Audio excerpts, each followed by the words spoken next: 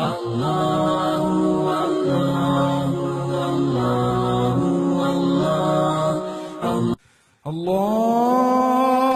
اکبر اللہ اکبر لا الہ الا اللہ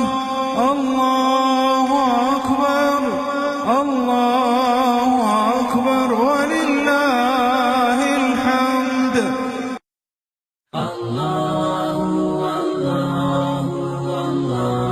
نو ذی الحجہ کی فجر کی نماز کے بعد سے 13 ذی الحجہ کی عصر کی نماز تک مردوں نے بآواز بلند اور عورتوں نے آہستہ آواز سے تکبیرات تشریق کہنا ہے.